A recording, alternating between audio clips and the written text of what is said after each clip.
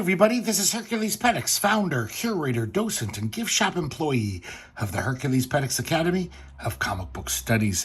Today, we're going to be looking at A1 number 1 from Atomica Press.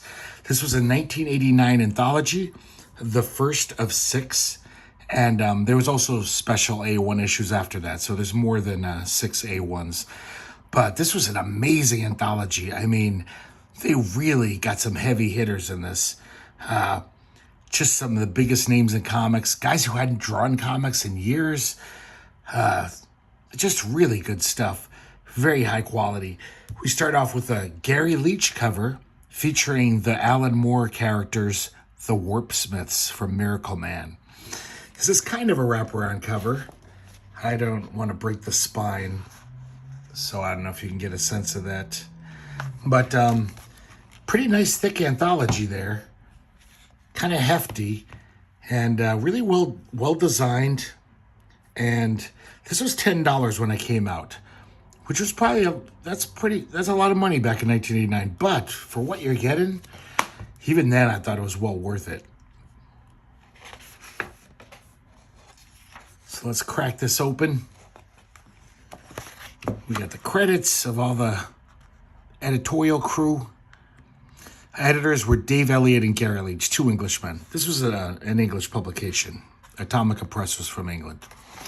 We have this little page here called Dream Days. This one's especially for you. And it's a list of just all the people, the cartoonists who have inspired them over the years. This is basically just a list of all the greats. And then even characters.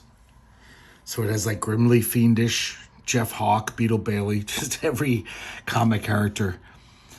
I can't imagine anyone being inspired by Beetle Bailey, though, to be honest. We have a little editorial from Gary Leach talking about how the first issue was late, but they don't want to compromise quality. So they might be a little late. Deal with it. Sometimes things take a little longer. So we start off with a Barry Windsor-Smith story, The Big Button. And at this point in 1988, Barry Windsor-Smith, I mean, he had come back to Marvel, but doing something like this, like a non-mainstream work, he hadn't done this since the 70s. So this is pretty interesting, getting Barry Windsor-Smith to draw this little story. It's not very good, the story, but the art's beautiful. It's really nice Barry Windsor-Smith art. Very different than he was in the 70s. It's basically like this, we see this young guy, and he's like, oh, I pressed the button, oh no. And I guess the button transported him to London. And this police officer's like, what's all this then?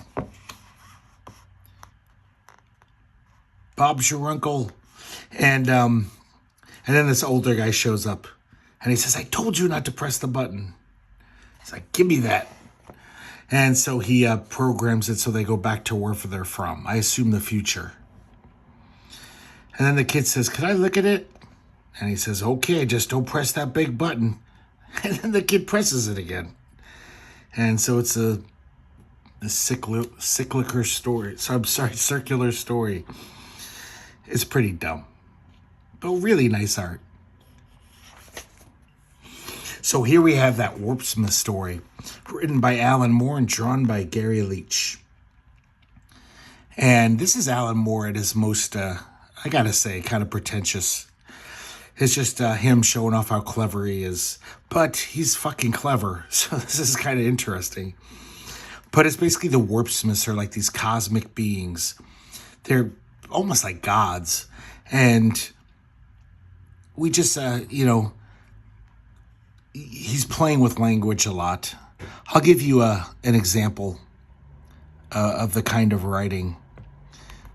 The rasp of smooth chalk skin upon black matting, indigo light pulsing into the cool zebra hide shadows, the ghost of a perfume that is neither violets nor apples.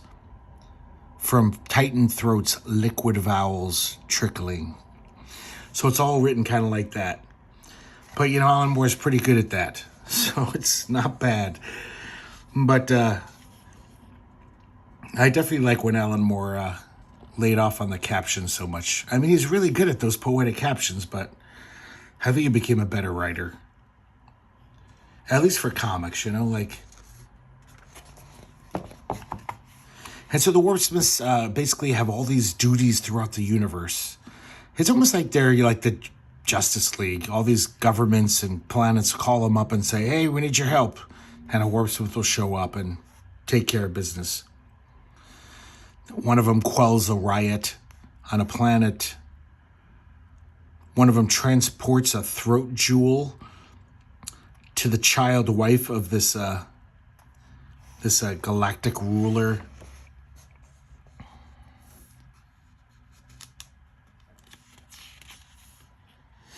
And then they all come home, and there's a funeral for one of the Warpsmiths have died. So they're seeking a replacement. But it's really not much of a story. It's just like a little vignette, a window into the Warpsmith's daily life.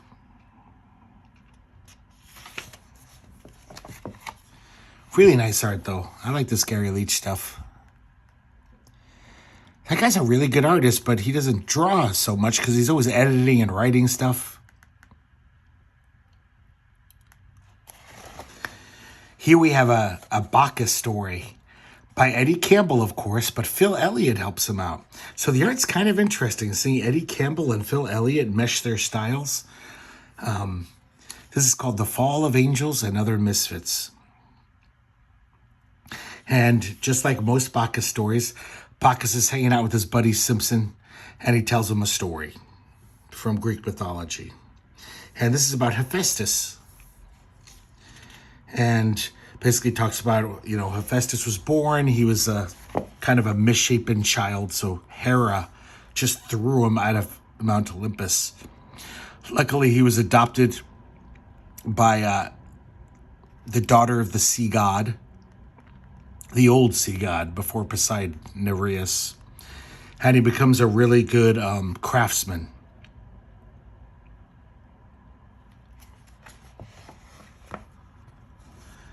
And so he kind of worms his way into Olympus by just making things for all the other gods.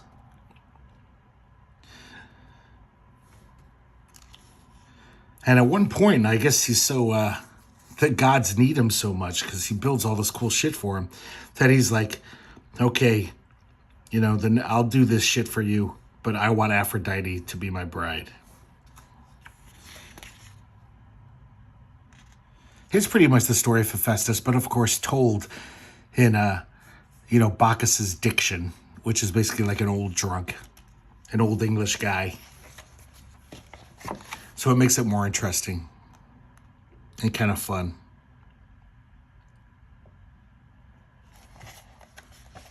Yeah, this art's pretty nice. The Phil Elliott kind of tightens up Eddie Campbell, I think, a little, but also makes it more cartoony. And at the end of the story, Bacchus is up on Olympus back then. He was hanging out there. And just seeing all this, how shitty they were, the gods. After Zeus throws out Hephaestus again, he says, Bacchus takes off. He's like, I'm done with these Olympians. I'm just going to wander the earth. Oh, this is an interesting one. It's called Bad Bread. And this is written and drawn by John Bolton, the great English cartoonist. And we see Hieronymus Bosch.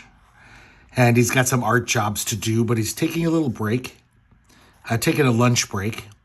And, Hieronymus Bosch was different than most painters.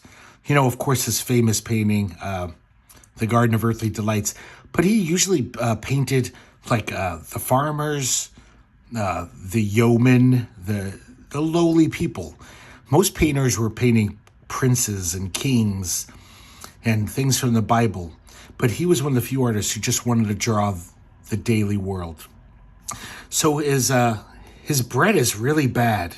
He's like, God, it tastes like a horse's arse. And his wine tastes bad. And then he starts feeling funny. And then there's a little note in the caption about how whole crops of rye were often infected with the fungus ergot. Bread made from this tainted flour would cause wild hallucinations. A lot of people surmise that the witch mania, the witch hunts of the Middle Ages were basically because towns had this ergot in their bread. And so everyone was tripping balls, basically. They were going crazy. And so they saw witches everywhere. And that's a theory of why all these normal people would just go insane and start burning witches. So Hieronymus Bosch starts seeing everything change. All these peasants, they're just turning into freakish creatures, and they're walking towards him. He has no idea what's going on. He's just like, I spit at the devil, rain shit on you demons. And then it full on gets like Hieronymus Bosch. So this is supposedly where he got the inspiration for his famous triptych. That's a great panel right here. That's beautiful shit. John Bolton is so good. Oh man, look at this. This is a bad trip. And then he just is basically doubled over in his, wallowing in his bad trip. And the peasants are like, what's this guy's problem?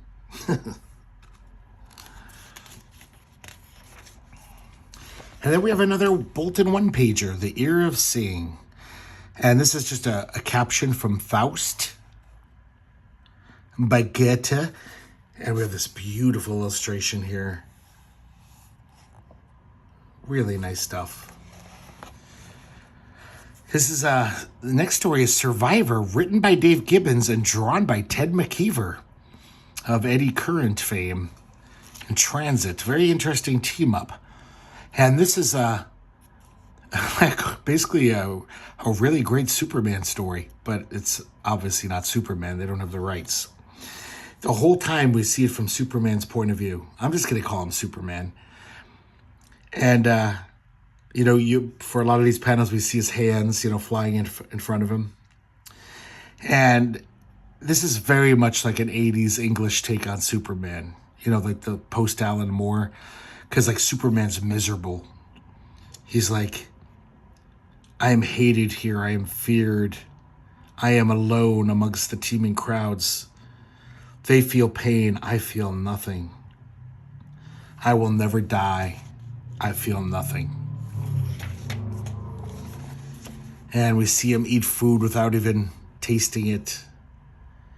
So basically they're telling us that Superman is miserable as fuck.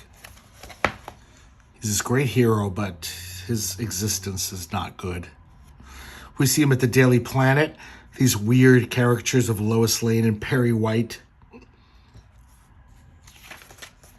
And he decides to show them the truth and take off his glasses and take off his shirt to reveal himself to be Superman.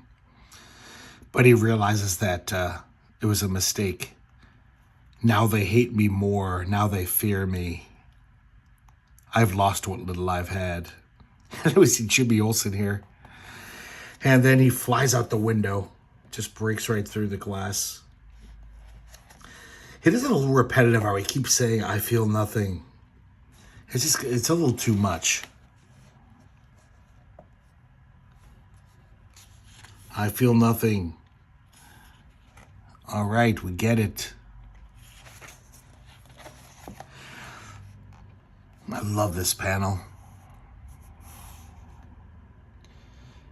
He has these dreams of death, dreams of fear, where he's letting himself go and just destroying people and killing them.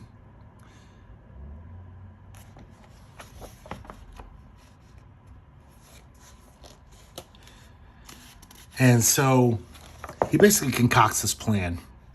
He figures that he'll give the means to his own destruction to his greatest enemy. It's obviously Lex Luthor. But he plans it so carefully that Lex Luthor just thinks it's all his idea.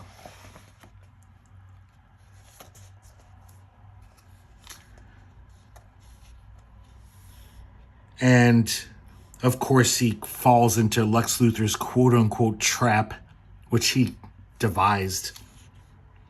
And Lex Luthor blows up this weapon. It kills Lex Luthor, which he wanted. He wanted Lex Luthor to go away. But he finds out that he's not dead. But to his surprise, though, his strength is incredibly diminished. He has a hard time just crawling out of this rubble. And his uniform has been ripped off of his body. He stands naked as a baby. His sight is blurred and perfect. He really does need eyeglasses now. It's not just a disguise. And as he stumbles, takes his first step, he stubs his toe. And wailing like a child, he dances with pain. With pain, I feel pain. I feel. I yell, I dance with joy. I feel. So the happy ending is that he's just human now. And he can feel a stubbed toe. And I imagine other things. Oh man, this is so beautiful, as Brian Bolland usually is. This is, I think, the first Actress in the Bishop comic by Brian Bolland. It's called Go Boating. And these are all in verse form. And I don't really know what to say about the stories of these. It's just the Actress and the Bishop. It's kind of like them waiting for God. Both of them are like, you know, who's this guy? He never even calls. And the bishop says once he was in a bathroom stall and he saw some writing that said God was here on Tuesday but was only passing through. And so they're waiting. And then they say, to hell with this. Let's go on vacation since God hasn't been calling back. And then he thinks back to how he met the actress, who isn't really an actress. She's a prostitute. And he saw her number on a bathroom wall, the same one where he saw that quote about God. Called her up, and it was the beginning of a beautiful relationship. But even though she has a good time with this holy man, the bishop, she always remembers this other man who is much finer, a strange old man with long white beard, but strong and wild and keen.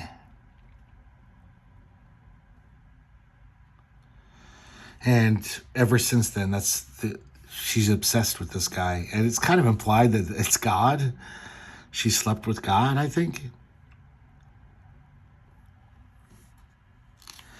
And they're on this houseboat, and they sleep in.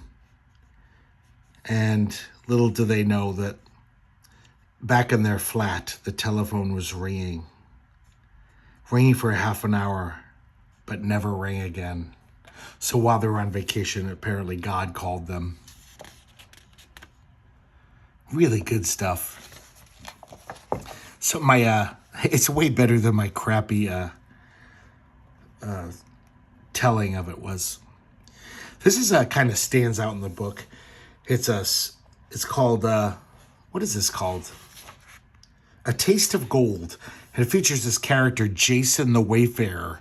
So it's kind of like a fantasy, but it's very humorous fantasy. Script by Paul Bear. Oh, I just realized that's a pun. And Illuminator, drawn by Una Fricker. Una Fricker is one of the editors of this comic, and I assume that's why she's one of the names that I've never heard of before. Maybe she was like, hey, I'm the editor. I'm putting my comic in here. So it is like, look, it even has the map. So it's very like in this high fantasy world. But all the characters appear to be hamsters. And it is played for laughs. I mean, almost every panel, these two characters are bantering and making with the funny. Una Fricker's pretty good. I think that if this was in another anthology, it would seem a lot better. But just surrounded by all like the biggest names, greatest names in comics, it comes off as a little, not so great. It's kind of fun though. There's actually some good jokes in it. I chuckled a few times. Oh, and that's the end. I mean, there's not really much of a plot. Oh, so now we have another Alan Moore written story, drawn by Steve Parkhouse, another chapter in the Bo Jeffrey saga, Festus, Dawn of the Dead. Man, look at that logo. That is so fucking great. That is really good stuff. So if you've never read the Bo Jeffrey saga, it's a very funny, it's almost like the Addams Family or the Munsters, but way funnier. And Festus is the vampire character in the Bo Jeffrey clan. And he wakes up, and it's getting close to dawn. So he's trying to buy some like fake soy blood and at the grocery store, but he's like, hurry, the sun's about to come up. And he doesn't make it home in time. The sun comes up and he dissolves. And it looks like his ass has just fallen into the sewer grate. At nightfall, he reassembles himself. And then he gets stabbed by this guy who makes picket fences. But of course, they're giant stakes. And he runs them through. He gets unalived once again. And then he finally makes it home the next evening.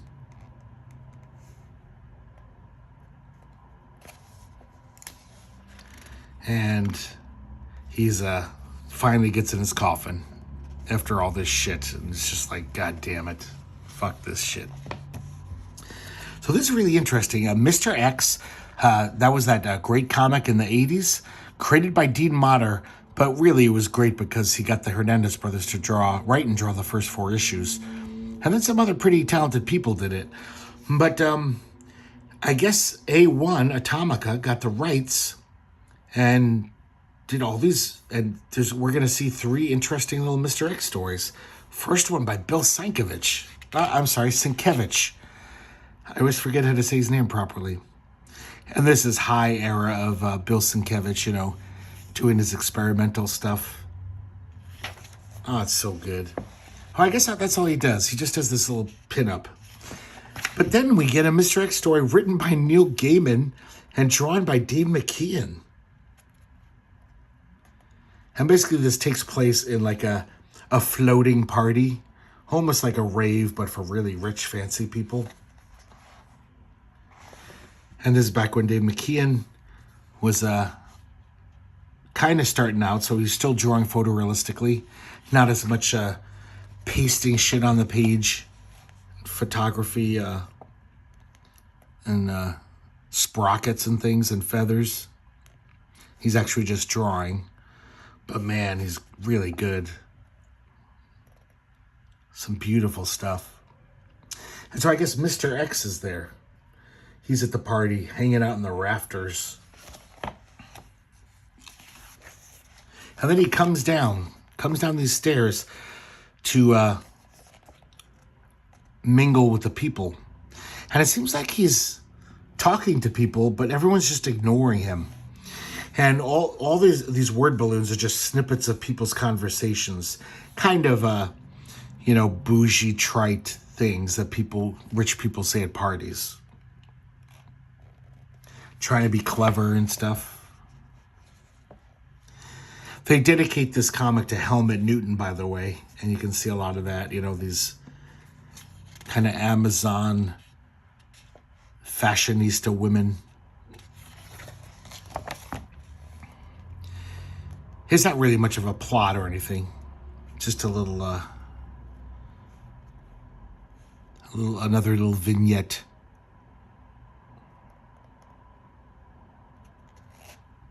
Mr. X is saying some weird cryptic shit.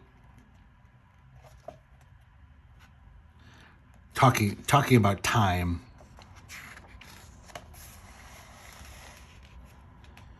But man, that's some really nice art. And then we have a Mr. X story, an epilogue and a prologue by Dean Motter, the creator. And Dean Motter can be so bad sometimes, but this is when he's, I I think he knew that he was going to be in this anthology with all these other, with these big shots. So he did his best work. Thank God. Because I've seen some shit by Dean Motter that is just, it's hard to look at. It's so shitty.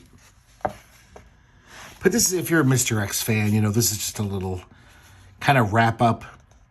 We see Mercedes, his longtime companion. And, I guess it's just 2 pages. So now we have libretto. This time, it's Ted McKeever writing and Dave Gibbons drawing. And basically this, the narration here seems like it's about a guy with writer's block or artist block. I'm not sure.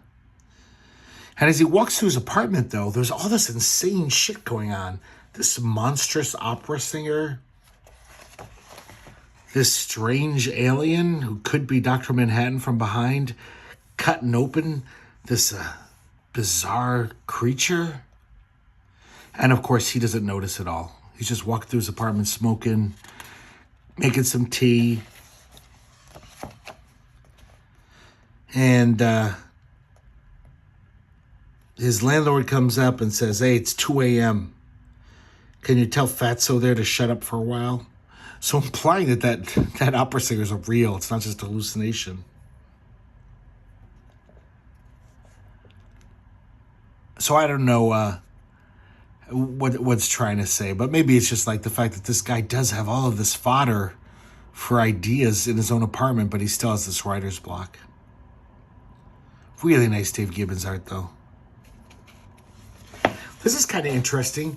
This is supposedly a reprint from 1942 from an American comic book called Blazing Glory. And look, they age the cover. You see pencil marks on it. And even on the back cover, they pretend that this is a reprint of this lost comic. And this was done a lot in the 80s, like The American from Dark Horse and a few other comics. And then, of course, Big Bang came out, where it's like pretending that you're just reprinting this old comic, So they get the artist to draw in a very old-timey Golden Age style. And this is just a very typical Golden Age superhero pastiche.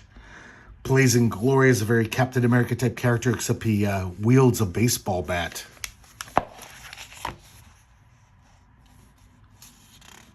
I don't know if it's made of adamantium or something, but... Oh, it does have special powers. It can, electrify. He can electrify it.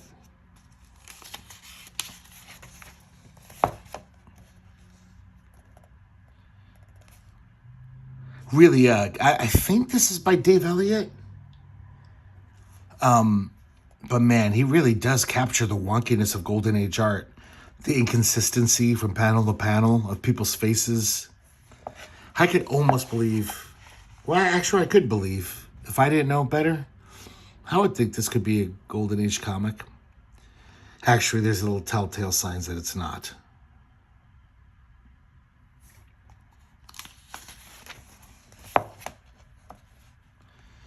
Typical Golden Age comic. There's a bad guy, the Purple Claw, is trying to kill the president. But yeah, look at that. That looks very old-timey. Kind of fun, but I mean, this was one of the first ones, but it got tired, the concept. I think there was, what was the comic that, maybe The American did that. That was the one written by Mark Verheiden, the screenwriter. And even the letter pages were fake, They'd be like referring to past issues. And then we have a pinup here. Let me see if it says. The contents of this are kind of weird. It's really just on the back cover. Oh, here we go. Sorry. So, they don't tell you who does the quote-unquote Golden Age comic, but that pinup is by Paris Cullins and Dave Elliott. Paris Cullins was pretty much like a very typical kind kind of a hacky superhero art cartoonist for DC. And I guess they figured that would be perfect for this generic superhero. And so next we have Bricktop, first episode by Glenn Fabry. And look at Glenn Fabry, man. He's putting the work in. You may know Glenn Fabry mostly from his covers. He's like one of those artists who's so good, pretty much after the first 2 years of his career, he just started doing covers. And it's pretty rare to see any interior artwork by this guy. But this is pretty early on. And man, there's some good stuff. I think he started out in 2008 too. So we start off with this. This is a movie. And then we see our two main characters. And they're watching the movie. And they're bickering. I think they're a couple. I think they're romantically entwined. But I'm not sure. And after the movie, they're talking about it. And this guy comes out from an alley. He's got blood on his shirt. It looks like he's been stabbed. And he grabs the woman. And then he pukes all over her. And the whole time he's just ranting, like saying this nonsense, like word salad almost.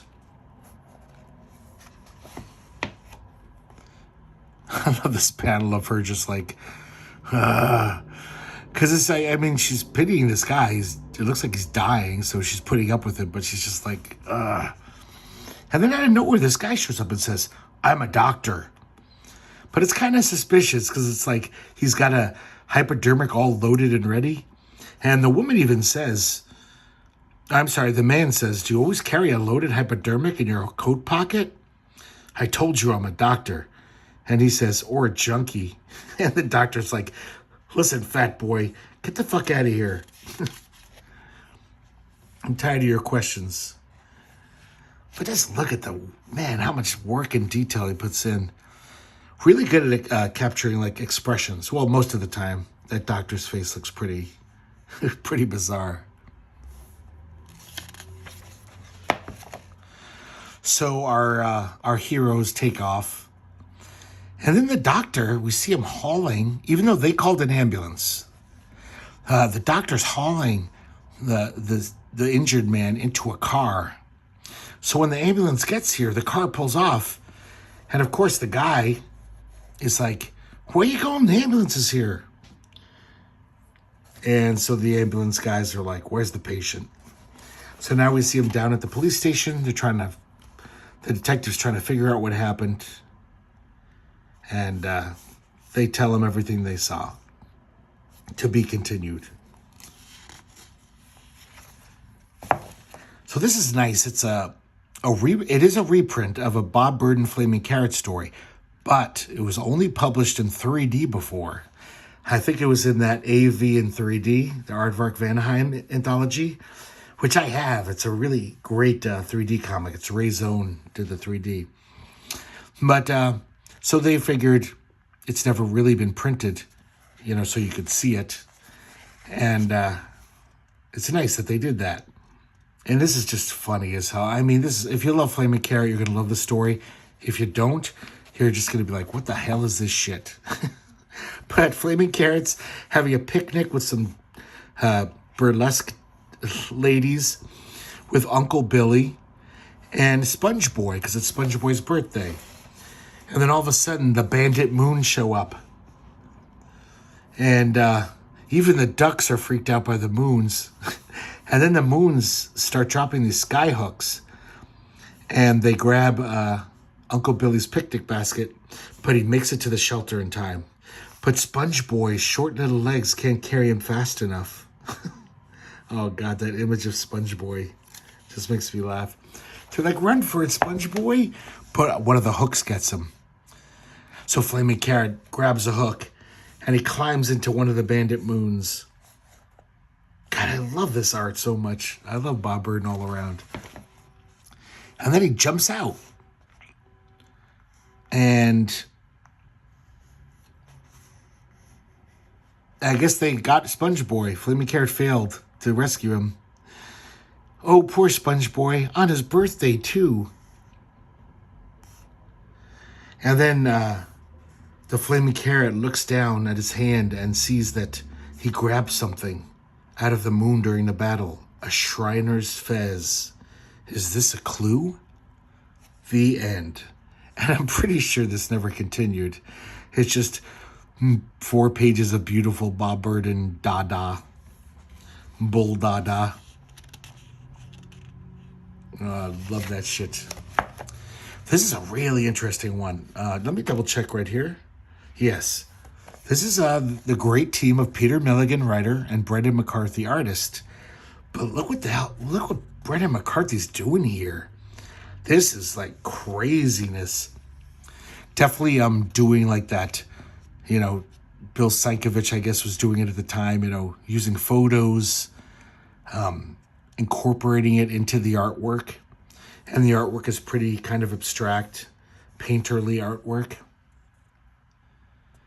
And sometimes I really can't even tell what some of the images have to do with the captions. And I did want to mention, too, I usually don't talk about the letterers, but I love Tom Frame, the English letterer.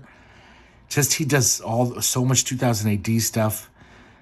I just love his lettering. To me is just so, it's not nothing fancy about it, but I could spot it a mile away, and I always love it. Okay, so basically the gist of the story is there's this hunchback guy, and he's in his bedroom surrounded by all this crap, and he hears the policeman downstairs talking to his brother, and he's hoping the brother will protect him, but the brother's like, he's up in his room. So the police are heading up there. From his thoughts, he mentioned something about like, oh yeah, that little girl in the church this morning, and they caught me. Something happened that morning. And just look at this art. It's all over the place. It looks like he's just totally having a great time experimenting with stuff. It's kind of interesting, but to be honest, I just want real Brendan McCarthy, typical cartooning. This is a nice experiment, but I don't like it nearly as much as I like just your average Brendan McCarthy comic. But the story's really good. Peter Milligan, just such a great writer. At least he was then. It seems like he isn't as great now. And just, it's all in this guy's head. This poor little hunchback guy.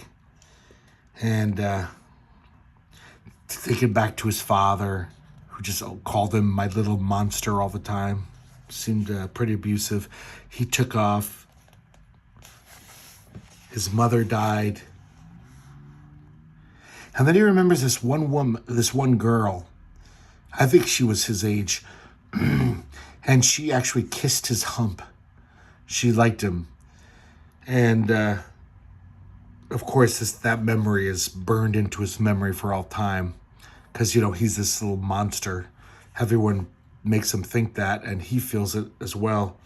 But there was this one girl named Susie. But then she left him for a real man, she said. And, of course, he was jealous. And so it just sounds like this guy's had a really shitty life. This poor hunchback guy. And he's reflecting on his life. But it's just really great Peter Milligan writing. Not entirely linear. Look at that. I like this too.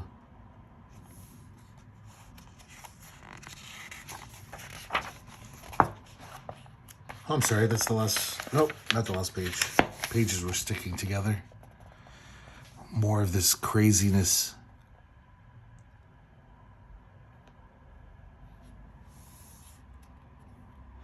And so before the police can break in the door, he has these knitting needles that to him remind him of his mother's legs. And he jams them into his chest.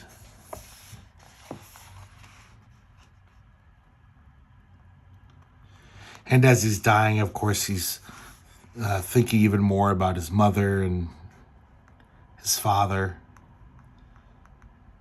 And as he slips into the black, Peter Milligan writes, and slowly the weight he had carried all his life was lifted, and like a balloon without ballast, he rose. And that's the end. Some more really odd imagery here. Really impressive story. What's the title of this, by the way? Oh, it's called The Hollow Circus. Now here we have, I think this is called, Morelli 9, Lobster Rumpus. This is by Dominic Reagan, or Dom Reagan. He's an English cartoonist. I think he was in lots of Deadlines. He had this Dom Zombie comic. And it seems like his writing, I don't even remember it. I don't think his stories were very memorable. But he has this great style. It's a really fun style. Oh, I forgot. This comic you have to read manga style. Right to left. So I think it's interesting he has a Zot poster on his wall. Because his stuff does remind me a little bit of Scott McCloud back in the Zot era. But a lot better, actually. He's a lot better than Scott McCloud. He also has an Astro Boy poster.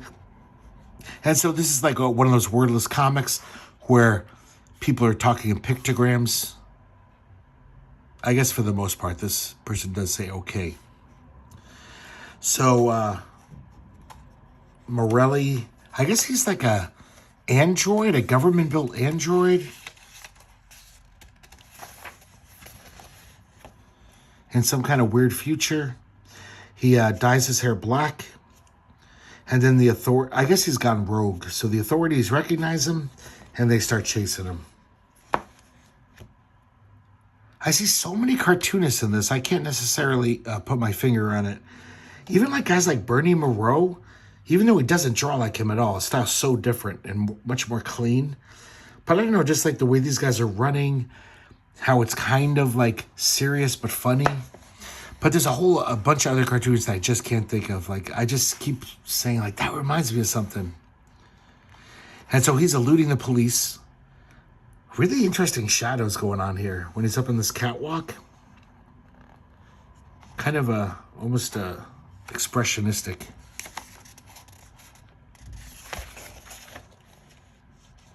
And then he jumps into down the sewer tunnel chute. The police follow him into the sewer. And Morelli bashes in their heads with this pipe he found. Really like this cartooning. Just very clean. I don't know if it's clear line. That's probably, I'm using the term wrong. It's something just very open, very stylized.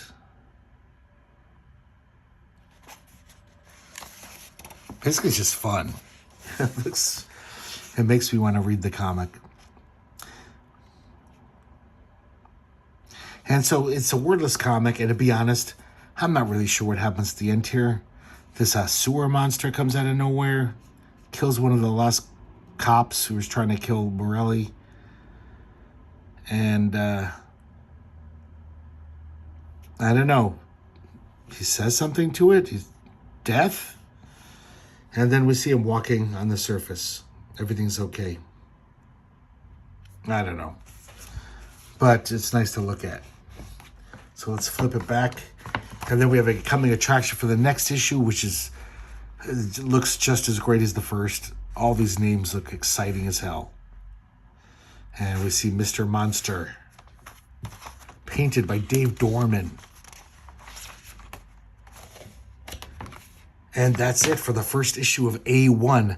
I really missed this anthology. They did do a bunch of them. And it even came back under Epic Illustrated, or Epic Comics. Put out 4 issues after this original Atomica Press run. But we're going to look at all of them. And hope you guys enjoyed looking at this as much as I did. I haven't picked this up off the shelf in years. And it was really nice flipping through it last night. I just love the breadth of stories in here. Like, it's all over the place. I mean, it doesn't go full on underground. It's not like they have, like, I don't know, Peter Bagg in here or something. But they definitely have all this experimental stuff, but then some very, like, just fun genre stuff, too. It's a nice mix. And all of them are very high quality. So there you go, guys. That's it for today's video, and I hope to see you next time here at the Herculespetix Academy of Comic Book Studies.